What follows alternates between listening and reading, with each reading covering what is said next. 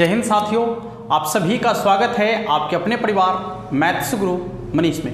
दोस्तों मैं हूं इनके एक्सपर्ट और पिछले दिन हमने इंटीग्रेशन का एक वीडियो दिया था जो आपके बोर्ड एग्जाम में पूछे गए क्वेश्चन का वीडियो था। और अभी जो सीरीज चलेगा बस वही सीरीज चलेगा जो आपके बोर्ड एग्जाम में क्वेश्चन पूछे गए हैं, ठीक है, या फिर आने वाले बोर्ड एग्जाम में जो क्वेश्चन पूछे जाएंगे, ठीक है, जो क्वेश्चन पूछने की संभावना बनती है। आज से जो भी सीरीज चलेगा सिर्फ और सिर्फ उसी क्वेश्चन का सीरीज चलेगा, ठीक है। तो इससे पहले हमने 8 वीडियो डाला है कॉन्सेप्ट वाला, तो यदि आपने अभी तक उस वीडियो को नहीं देखा है तो उस वीडियो का लिंक नीचे डिस्क्रिप्शन में दिया गया है। कल 9वां वीडियो डाला है और आज उसका ये 10वां वीडियो होने वाला है, ठीक है। तो बारी बारी से आप इन वीडियो को देखिए, आपका इंटीग्रेशन इतना आसानी से आपको समझ में आ जाएगा कि कोई भी सवाल आपके बोर्ड एग्जाम में आपसे नहीं छूटने वाला है, ठीक है। हाँ, चाहे वो सवाल कितना भी कठिन क्यों ना हो, लेकिन यदि सवाल ऑब्जेक्टिव में आपसे पूछेगा तो एक भी सवाल आपसे नहीं छूटेगा। अलग अलग तरीके का कॉन्सेप्ट आपको बताया गया है, बिल्कुल डिफरेंट टाइप के क्वेश्चन का, चाहे वो 0 लेवल का हो या फिर हाई लेवल का हो, सभी का कॉन्सेप्ट आप लोग को बता दिया गया है। आइए शुरुआत करते हैं क्वेश्चन की। आज का भी क्वेश्चन काफ़ी मज़ेदार होने वाला है, वीडियो में अंत तक जरूर बने रहिएगा और जल्दी से जल्दी आप लोग 100 के करा दीजिए। बहुत कम ही बचा हुआ है, बस आप लोग के सपोर्ट की ज़रूरत है। ज़्यादा से ज़्यादा 20-22 हज़ार के आसपास होगा, तो बस आप लोग सपोर्ट करेंगे तो जल्दी से जल्दी हम 100 के आसपास पहुंच जाएंगे। और जैसे ही 100 के आएगा कोशिश करेंगे कि आप लोग के लिए यहाँ पर डिजिटल बोर्ड लेकर आ जाए, ठीक है। जो मेरा भी एक सपना है कि हम भी डिजिटल बोर्ड पर काम करें और आप लोग के लिए भी डिजिटल बोर्ड पर काम करें जो सुविधाजनक होता है, खासकर बच्चों के लिए काफ़ी खूब सुविधाजनक होता है। उसमें बहुत सारी फंक्शन होता है, बहुत सारी चीज़ें होती है, ठीक है। खैर चलिए, ये तो आप लोग के सपोर्ट के ऊपर डिपेंड करेगा। सवाल आपको ऊपर दिख रहा होगा, क्वेश्चन आप देखिए और एक बार बनाने का प्रयास कीजिए। क्वेश्चन आपका है इंटीग्रेशन कितना sin x plus cos x और बटा में क्या है root under 1 plus sin 2x 1 plus sin 2x into dx। देख लीजिए, ये सवाल है आपका, पूछ रहा है कि इसका इंटीग्रेशन क्या होगा। सुन लीजिए, 1 प्लस साइन 2x का इंटीग्रेशन, यहाँ देखिए sorry, root under 1 plus sine 2x जो नीचे लिखा हुआ है, आपको सबसे पहले तो इसको फॉर्मूला के आधार पर तोड़ना पड़ेगा। कैसे तोड़ना है देखिए, ये सवाल आपके सब्जेक्टिव में पूछे जाते हैं, लेकिन यदि ऑब्जेक्टिव में पूछा है तो हम इसको बिल्कुल ऑब्जेक्टिव तरीके से ही बनाएंगे। आराम से देखते रहिएगा। देखिए क्या हो जाएगा, integration sine x plus cos x, ठीक है। और नीचे क्या है, नीचे गौर कीजिएगा, रूट अंडर 1 के जगह पर लिख सकते हैं sine square x plus cos square x और फिर प्लस साइन 2x बराबर होता है 2 sine x into cos x, क्या हो जाएगा dx। चलिए अब क्या आ जाएगा, तो sine x plus cos x और बटा में देखिए a square plus B square plus 2ab, यानी हो जाएगा root under a plus b का होल स्क्वायर, a के जगह पर साइन x और प्लस b के जगह पर कॉस x और इसका होल स्क्वायर इंटू हो जाएगा dx। स्क्वायर से रूट कट जाएगा, ऊपर में sine x plus cos x, नीचे में भी sine x plus cos x, पूरा का पूरा कट गया तो बच गया क्या dx। अब बताओ बाबू dx का इंटीग्रेशन क्या होगा, तो x प्लस c, ठीक है। dx का इंटीग्रेशन क्या होगा, तो x प्लस c या x प्लस k भी लिख सकते हैं, जो आपके ऑप्शन नंबर ए में आपको दिख रहा है। सवाल देखने में आपको कठिन लगता है, ठीक है। ऑब्जेक्टिव का मतलब ही यही होता है कि बच्चा सवाल को देखकर घबरा जाए, ठीक है। हाँ, लेकिन जब आपको कॉन्सेप्ट मालूम होगा तो आप क्वेश्चन को देखकर घबराएंगे नहीं, आप डायरेक्ट उस पर अटैक करेंगे, एकदम उसको चाहेंगे कि नोच ले, हम चाहेंगे कि उसको किस तरीके से हम जो है अपना बना लें, हाँ, और जल्दी से जल्दी उसको सॉल्व कर लीजिएगा आप। तो सवाल जो है आपका आसानी से बन चुका है। अगले सवाल की तरफ चलेंगे। दूसरा क्वेश्चन आपका क्या कहता है, क्वेश्चन आपको ऊपर दिख रहा होगा, क्वेश्चन देखिएगा। दूसरा क्वेश्चन क्या कहता है, क्वेश्चन आपको ऊपर इंटीग्रेशन e के पावर में 3x इंटू डी एक्स, ई के पावर में 3x इंटू डी एक्स, इसका इंटीग्रेशन पूछ रहा है। अब इसका इंटीग्रेशन कैसे बनाना है, बड़ी साधारण सा कार्य करना है। देखिए e के पावर 3x है तो e के पावर 3x का तो e के पावर 3x, कुल मिलाकर समझ लीजिए कि e के पावर x का इंटीग्रेशन जो रहेगा उसको ज्यों का त्यों लिखना है, जैसे रहेगा वैसे पूरा का पूरा उतार देना है। तो e के पावर 3x है तो e के पावर 3x पूरा का पूरा उतार देंगे। अब x के साथ जो कांस्टेंट है, x के साथ जो कांस्टेंट है उसको बटा में लिख दीजिएगा, अब प्लस c, x के साथ में जो कांस्टेंट है उसको बटा में लिख दीजिएगा प्लस c। जैसे मान लीजिए कि ऐसा क्वेश्चन आ जाए e के पावर में 5x प्लस 3 ना, यानी e के पावर में जो है ax प्लस b के रूप का कोई फंक्शन आ जाए। कॉन्सेप्ट आपको बता दिए हैं, आप वीडियो में देखिएगा तो आपको पता चल जाएगा। e के पावर में ax प्लस b के रूप का यदि कोई फंक्शन आ जाए तो करना क्या है आपको, e के पावर x का इंटीग्रेशन तो ज्यों का त्यों होता है, इसमें कोई बदलाव नहीं होगा, लेकिन x के साथ जो कांस्टेंट रहेगा उस कांस्टेंट को क्या करना है, बटा में लिख देना है, उस कांस्टेंट को बटा में लिख देना है, प्लस c लिखना है, तो आपका जो है इंटीग्रेशन आसानी से बन जाएगा। ठीक है, देख लीजिए एक बार, चेक कर लीजिए सभी लोग, किसी को कोई दिक्कत नहीं होना चाहिए।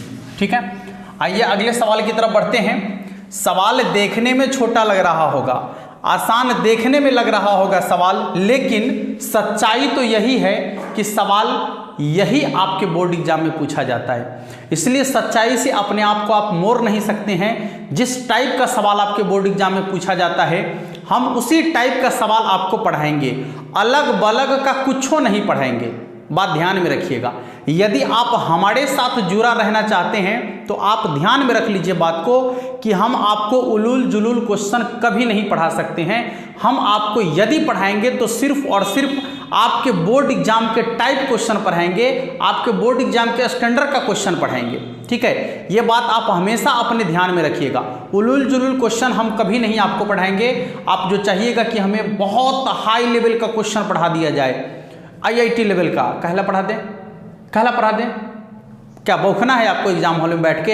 एग्जाम हॉल में बैठिएगा माथा में दर्द हो जाएगा। ठीक है, इसलिए वैसे लेवल का क्वेश्चन पढ़िए जो आपके बोर्ड एग्जाम में पूछा जाता है। आराम से पढ़िए और एकदम इत्मीनान से क्वेश्चन बनाइए। ठीक है, इत्मीनान से क्वेश्चन बनाइए, खुद से क्वेश्चन बनाइए और हम जो बना रहे हैं उससे मिलाइए। अपने आप को आंकिए कि आपने कितना तैयारी किया है और कितना तैयारी करने की जरूरत है आपको। ठीक है, चलिए अगला सवाल क्या है, 2/x इंटू डी एक्स। देखिए 2 तो कांस्टेंट है बाबू, बाहर कर दीजिए, तो बच गया 1/x dx। अच्छा 1/x का इंटीग्रेशन क्या होता है, तो log x, यानी हो जाएगा 2 log x प्लस c। कभी कभी आंसर ये देता है, ठीक है, हाँ कभी कभी आपको बदल कर भी देगा। तो क्या देगा, log के आगे में जो कांस्टेंट है ये उड़ कर जाएगा और कोणांक के पावर में बैठ जाएगा।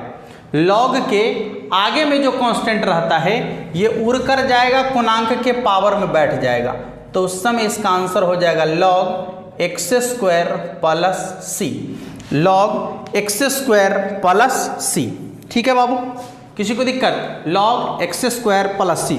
लेकिन अभी आपके जो आंसर सीट है, जो आपका ऑप्शन है, उसमें यही आंसर दिया गया है, 2 log x प्लस c या प्लस k, एक ही चीज़ है। चलिए अगले सवाल की तरफ चलते हैं कि अगला क्वेश्चन आपका क्या कहता है। ध्यान से देखिएगा, एक एक क्वेश्चन आपके लिए महत्वपूर्ण है और एक एक क्वेश्चन का कॉन्सेप्ट भी आपके लिए उतना ही महत्वपूर्ण है। अब ये छोटा सा सवाल है लेकिन पूछा है एग्जाम में, x के power 3 into D X, whole power वाला है। और आपको बता दिया है कि जब भी होल पावर रहे और खासकर किसी अलजेब्रिक फंक्शन के पावर में रहे, यानी बहुपदीय फलन हो, ठीक है, तो आपको करना क्या है कि जितना पावर में रहेगा उससे एक बढ़ा दीजिएगा और उतने से भाग कर दीजिएगा, प्लस सी लिख दीजिएगा, तो आपका इंटीग्रेशन आसानी से बन जाएगा। ठीक है, जितना पावर में रहेगा पावर में एक जोड़कर उतना ही से भाग कर दीजिएगा, तो आपका जो है इंटीग्रेशन आसानी से बन जाएगा। ठीक है बाबू, अगला सवाल पूछता है कि cos x का इंटीग्रेशन क्या है, बता दीजिए आप लोग। क्वेश्चन आपको ऊपर दिख रहा है, cos x का इंटीग्रेशन क्या है, बता दीजिए एक बार। cos x का इंटीग्रेशन क्या है? हमें नहीं लगता कि कोई भी ऐसा बच्चा हो जिसको ये नहीं मालूम कि cos x का इंटीग्रेशन क्या है। ठीक है, cos x का इंटीग्रेशन,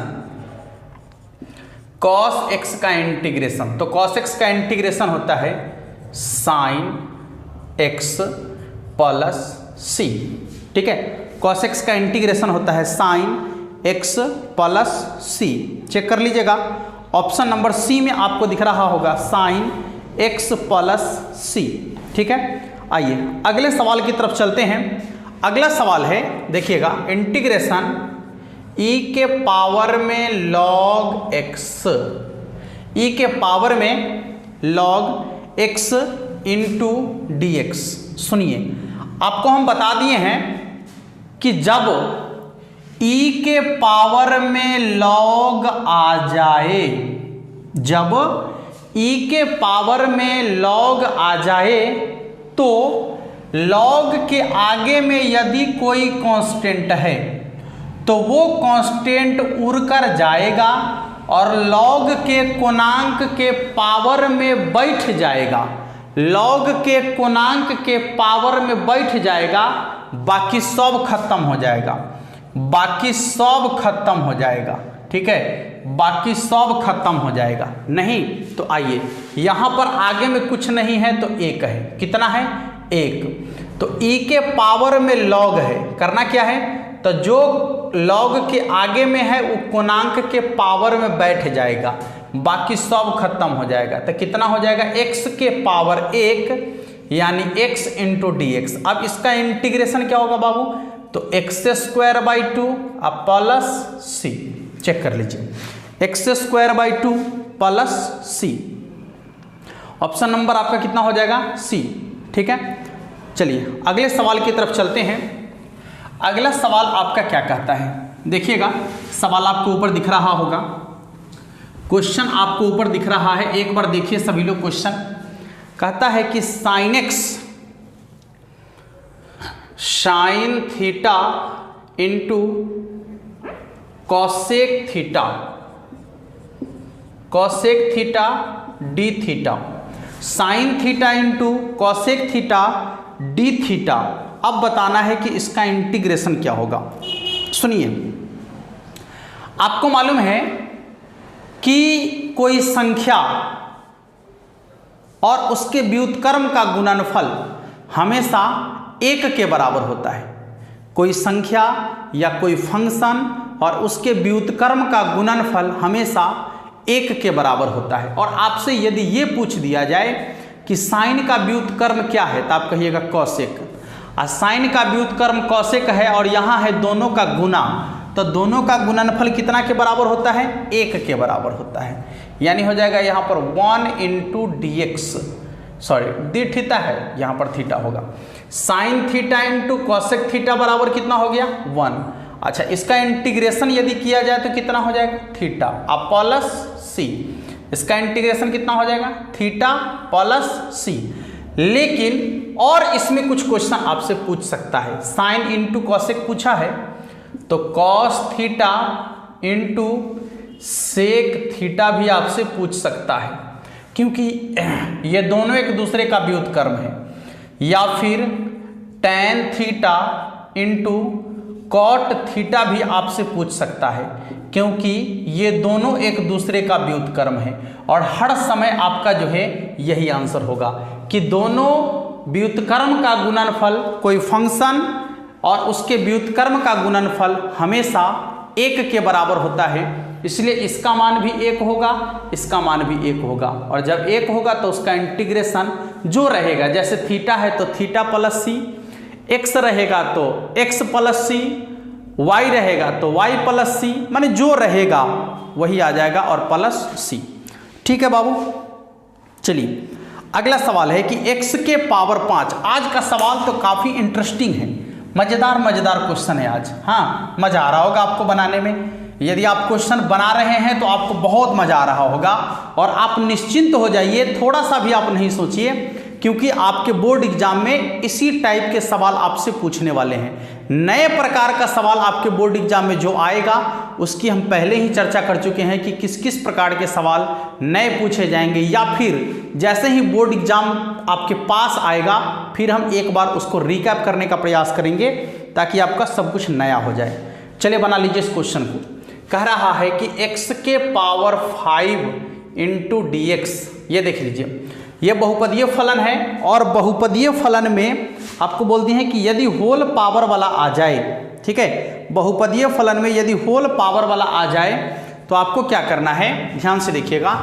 पावर में एक जोड़कर उतना ही से भाग प्लस सी, पावर में एक जोड़कर उतना ही से भाग करेंगे प्लस सी, या के लिख सकते हैं। ऑप्शन नंबर ए इसका आंसर होगा। ठीक है, एक खतरनाक सवाल जो लगभग सभी बच्चों के जेहन में चलता है कि सर जीरो का इंटीग्रेशन क्या होगा, जीरो का इंटीग्रेशन क्या होगा, जीरो का इंटीग्रेशन क्या होगा, जीरो का इंटीग्रेशन क्या होगा। dx है या d थीटा है, dx है। ठीक है, जीरो का इंटीग्रेशन क्या होगा, ये लगभग सभी बच्चों के दिमाग में ऐसा चलता है कि सर जीरो का इंटीग्रेशन क्या होगा।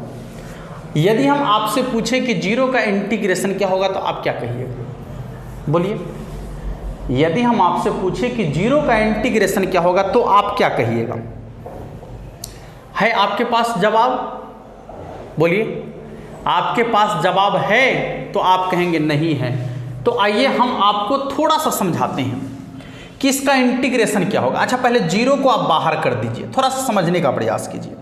तो बचेगा यहाँ पर dx, बचेगा dx। अच्छा, तो जीरो बाहर है, dx का इंटीग्रेशन क्या होगा, x। अब प्लस क्या होगा, c या k, कुछ भी कांस्टेंट। अब जीरो को x से गुना करेंगे तो कितना हो जाएगा, जीरो। तो बचेगा क्या, प्लस c या प्लस k, एक ही चीज़ है। प्लस c कहिए या प्लस k कहिए, यानी कांस्टेंट। अभी आपको समझ में आ गया होगा कि जीरो का इंटीग्रेशन क्या होगा। तो जीरो का इंटीग्रेशन होगा सिर्फ और सिर्फ कांस्टेंट, क्योंकि इधर तो आपका ये जीरो हो जाएगा। ठीक है, तो बचेगा सिर्फ और सिर्फ क्या, कांस्टेंट यानी k। तो कभी भी भूल कर यदि वहाँ पर लिख दिया कि जीरो इंटू डी एक्स, क्या करें। अच्छा चलिए कोई बात नहीं है, थोड़ा सा मैनेज करना पड़ेगा, क्या करें। यदि यहाँ पर स्पष्ट लिख दे कि जीरो इंटू डी एक्स, तो जीरो का इंटीग्रेशन होगा सिर्फ और सिर्फ कांस्टेंट यानी k के बराबर। देख लीजिए, ठीक है, किसी को दिक्कत? देखिएगा, अगला सवाल है कि 1/x का इंटीग्रेशन क्या है। ये भी सवाल एकदम साधारण सवाल है। 1/x का इंटीग्रेशन log x, सवाल साधारण है लेकिन बोर्ड एग्जाम में जरूर पूछे जाएंगे आपसे। ठीक है, आपका अगला सवाल क्या है, x के पावर n का इंटीग्रेशन क्या होगा। क्वेश्चन आपको दिख रहा होगा, x के पावर n का इंटीग्रेशन क्या होगा। x के पावर n का इंटीग्रेशन चेक कर लीजिए आप, x के पावर n का इंटीग्रेशन क्या होगा। x के power n into D x. तो आपको मालूम है कि आपको अभी जस्ट बताए हैं कि यदि कोई बहुपदीय फलन आ जाए होल पावर वाला तो आपको उस समय क्या करना है कि फंक्शन को ज्यों का त्यों लिखना है, पावर में एक जोड़ कर उतना ही से आपको भाग कर देना है, प्लस c लिखना है। देख लीजिएगा, तो x के पावर n+1 बटा में n+1 और प्लस c, जो आपके ऑप्शन नंबर बी में आपको दिख रहा होगा। ठीक है, ऑप्शन नंबर बी में आपको दिख रहा होगा। अगला सवाल है कि sec x का इंटीग्रेशन क्या है। sec x का इंटीग्रेशन आप फॉर्मूला तो निश्चित रूप से देख ही लीजिएगा।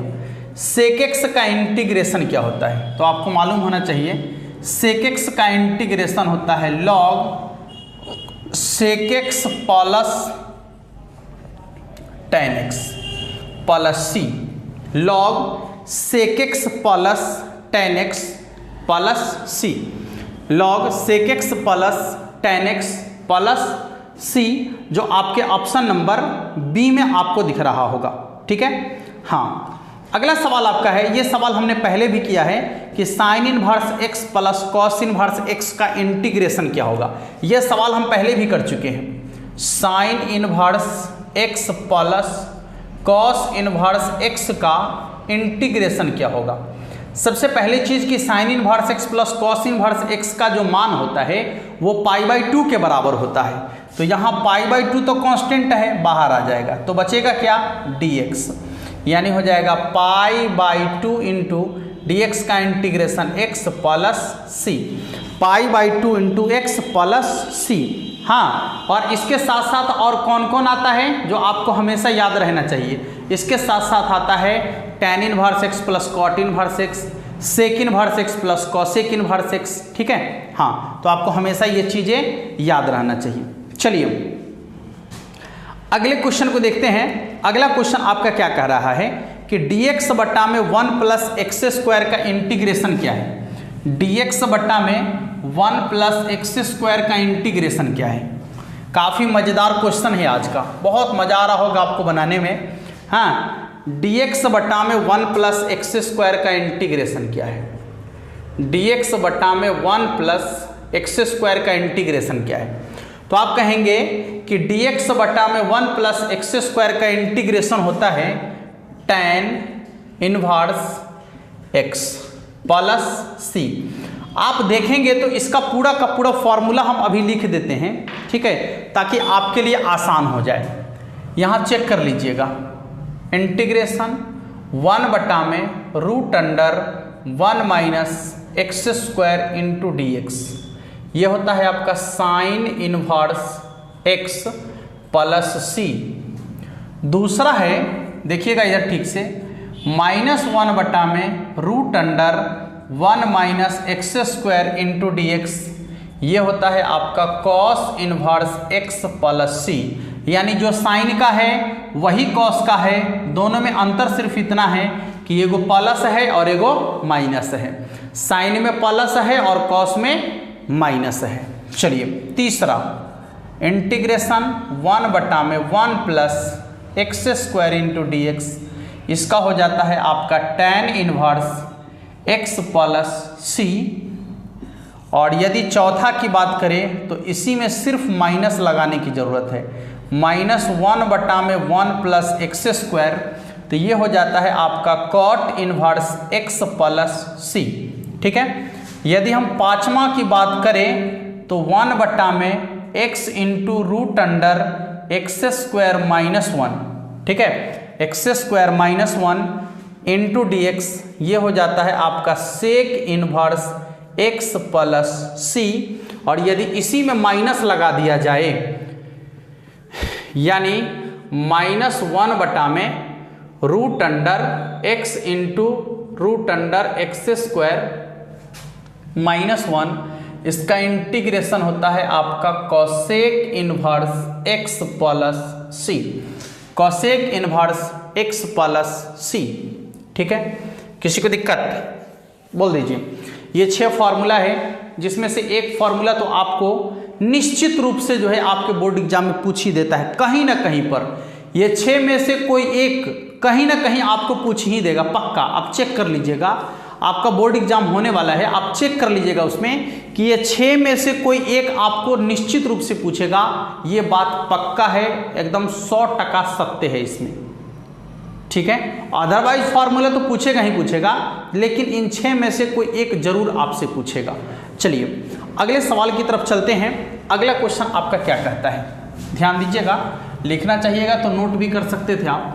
ठीक है। हाँ, अन्यथा आपके दिमाग में एडजस्ट हो गया होगा, ज़्यादा लिखने की ज़रूरत है नहीं, क्वेश्चन बनाने पर ध्यान दीजिए आप। हाँ, क्वेश्चन बनाने पर ध्यान दीजिए।